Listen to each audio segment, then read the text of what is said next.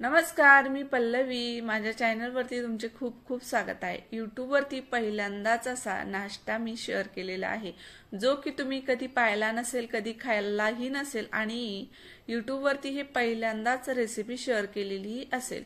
तर या रेसिपीचं नाव आहे आंबलुंडे. तर ही रेसिपी खूप जुनी आणि पारंपरिक आहे आणि तितकीच पौष्टिक आहे. बनवायला पण खूप सोपी आहे आणि नाश्त्यासाठी उत्तम असा हा पदार्थ आहे. तर कसा बनवायचा आहे चला पाहूयात. खूप सोपी आहे. तर ही रेसिपी आपण जसे शेंगुळे बनवतो त्याचप्रमाणे हे बनवावं लागतं, पण शेंगुळ्यापेक्षा खायला भारी लागतं आणि बनवायला पण शेंगुळ्यांप्रमाणेच आहे. मग रेसिपीला आपण थोड्याच वेळात सुरुवात करूया. तर ही रेसिपी दिसायला दिसते अशी, पण चवीला खूप छान लागते आणि मुलं पण खूप आवडीने खातील, कारण खूप चवदार लागतात हे आंबलुंडे.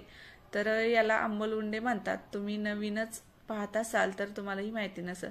तर हे आहे आपण बोटुळ्यासाठी जी सोजी दळून आणतो, तर ते चाळून पीठ घेतल्यानंतर जे चाळण राहतं, तर एकदम मोठं चाळण असतं ते नाही घ्यायचं, असं रवाळ बारीकवालं चाळण असतं ते चाळण वापरायचं. तर हे सोजीचं चाळण इथे आपल्याला या आंबलुंड्यासाठी लागतं आणि थोडीशी डाळ घ्यायची आहे.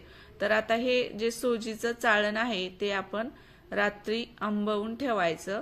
तर काय करायचं, तुम्हाला जितपत बनवायचे आंबलुंडे तितकं पीठ घ्यायचं हे आंबलुंड्यासाठी आणि याला रात्री अगदी हलक्या हातानं थोडंसं पाणी लावून ठेवायचं. एकदम ओलं करायचं नाही, असं एकदम हलकं हलकं पाणी लावून ठेवायचं, म्हणजे रात्रभर ते आंबतं आणि सकाळी सकाळी हे आंबलुंडे बनवायला घेता येतं पीठ. तर याला आंबल उंडे म्हणतात, कारण हे पीठ आंबून ठेवावं लागतं आणि शेंगुळे हे फक्त चवदार लागतात, पण हे जे आंबलुंडे आहेत ते आंबूस आंबूस लागतात आंबवल्यामुळे. तर आपण जी हरभऱ्याची डाळ घेतली होती त्यामध्ये पाणी टाकायचे आणि ही पण या पिठाबरोबर रात्रभर भिजत ठेवायची. तर आता हे रात्री मी 8-9च्या दरम्यान भिजत ठेवलं होतं. तुम्ही रात्री कधीही हे पीठ आंबवून ठेवू शकता आणि आता सकाळी आपल्याला हे बनवायला घ्यायचंय. तर सकाळी सकाळी तुम्ही हे नाश्त्यासाठी पदार्थ बनवू शकता. खूप पौष्टिक आहे आणि चवीला पण खूप भारी लागतं. एकदा रेसिपी ट्राय करा म्हणजे तुम्हाला लक्षात येईल.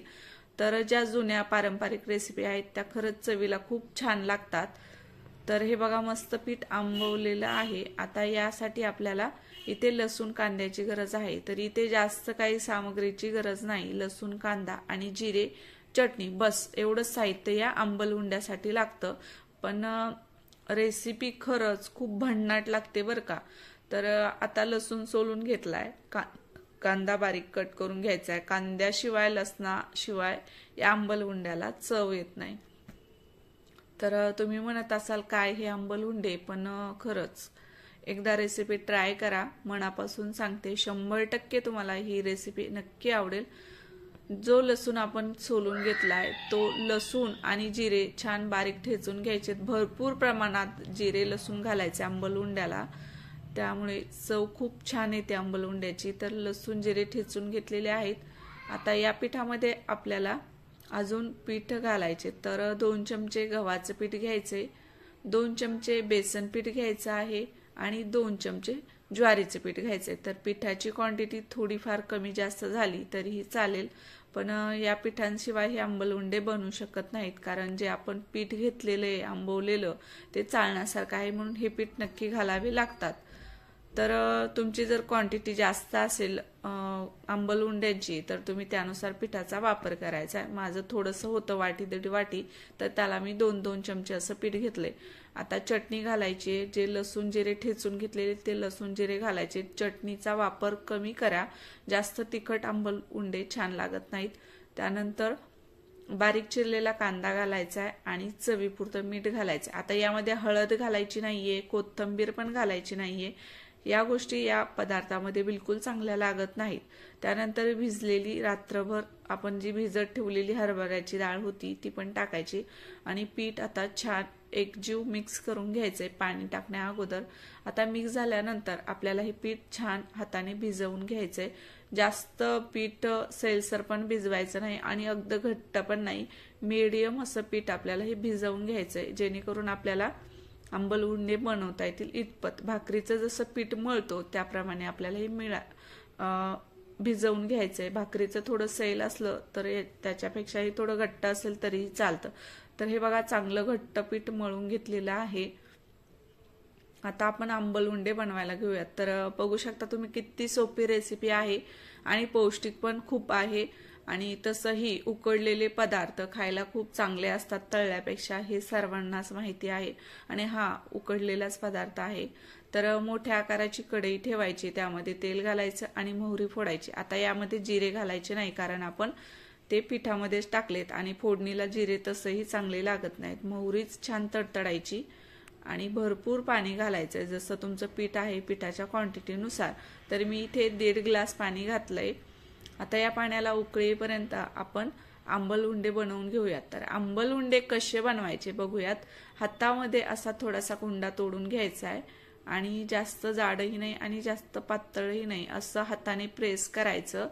आणि हे बघा, हे पाठीमागचे जे बोट आहेत ते असे उंटायचे, बरोबर असा आंबलुंडा तयार होतो। तर यालाच म्हणतात आंबलुंडे। तर खूप जुनी आणि पारंपरिक रेसिपी आहे। नक्की रेसिपी ट्राय करा, बनवायला खूप सोपी आहे, खायला पण चवदार आहे। आणि जेव्हा आजारी पडताल तुम्ही तर ही रेसिपी ट्राय करा। उन्हाळ्यामध्ये खूप भारी लागते आणि आंबूस आंबूस लागतात हे। तर तुम्ही जर पहिल्यांदाच पाहिलं असेल तर नक्की कमेंट कळवा। आणि कुणाकुणाला हे आंबलुंडे माहिती आहेत, कुणी कुणी खाल्लेले आहेत, तर जे जुनी लोक होते त्यांना हे आंबलुंडे नक्कीच माहिती असणार। तर हे बघा, अशा प्रकारे हे आंबलुंडे बनवून घ्यायचे। अगदी मोठ्या आकाराचे नाही आणि अगदी जाड पण नाही, असं हाताने छान प्रेस देऊन हे आंबलुंडे बनवायचे। तर सर्व आंबलुंडे बनवून झालेले आहेत आणि इकडे पाण्याला पण उकळी आलेली असेल। आपण आता हे उकळत्या पाण्यामध्ये टाकायचे। थंडगार पाण्यामध्ये हे आंबलुंडे टाकू नका, पीठ होईल सगळं पाण्यामध्ये, म्हणून उकळी आली की आंबलुंडे टाकायचे। आता अर्धे टाकलेत मी, अर्धे नंतर टाकूयात। 1च मिनिट झाकण ठेवायचं, म्हणजे चिटकणार नाहीत एकमेकांना। असे पहिले जे आहेत ते हलवून घ्यायचे आणि बाकीचे आता टाकायचे। गॅस फुल करायचा टाकता वेळेस आणि मस्त हे आंबलुंडे आता ठेवून घ्यायचे आहेत।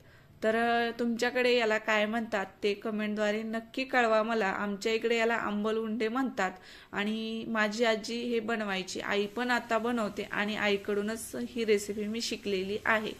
तर आता काय करायचं, उकळी आल्यानंतर हे झाकण ठेवायचं आणि झाकण ठेवल्यानंतर 20 ते 25 मिनिटं छान आंबलुंडे कमी गॅसवर शिजू द्यायचेत। पण भांड थोड्या मोठ्या आकाराचं पाहिजे, तुम्ही जर छोटं भांड घेतलं तर उतू जाण्याची शक्यता असते, म्हणून मी मोठ्या आकाराची कढई घेतली आणि कमी गॅसवर छान हे 20 ते 25 मिनिटं शिजवून घेतले। मध्ये मध्ये त्याला हलवत राहिले। हे बघा, पाणी आळत आलेलं आहे आणि जे शिल्लक आहे ते घट्ट झालंय, जसं शेंगोळ्याचं पाणी होतं तसंच। तर शेंगोळ्याचं पाणी जसं चवदार लागतं तसंच हे पाणी खूप चवदार लागतं आणि थोडंसं पाणी तरी शिल्लक पाहिजे। नुसतं पाणी संपल्यानंतर ते कोरडे कोरडे लागतात, म्हणून थोडं पाणी शिल्लक राहील इतपत पाणी टाकायचं आणि छान 20-25 मिनिटं कमी गॅसवर हे आंबलुंडे शिजवून घ्यायचे झाकण ठेवून। तर मस्त गरमागरम हे वाफळते आंबलुंडे तयार झालेले आहेत आणि सुगंध तर काय घमघमाट सुटलाय। याचा सुगंध म्हणजे वास जो आहे तो खरंच खूप भारी येतो, काही न मसाले वापरता पण याचा वास जो आहे तो खूप छान येतो। तर बघा किती मस्त असे गरमागरम वाफळते आंबलुंडे तयार झालेले। तुम्ही असे गरमागरम वाफळते आंबलुंडे नक्की बनवा आणि याचा स्वाद घ्या। आता ही रेसिपी आवडली असेल तर पटकन आता चॅनलला सबस्क्राईब करायला विसरू नका आणि असेच नवीन जुने पारंपरिक रेसिपी पाहायच्या असतील तर बेलवरती प्रेस करा, ऑल करा, म्हणजे तुम्हाला रोज नोटिफिकेशन येत राहतील। Bye bye.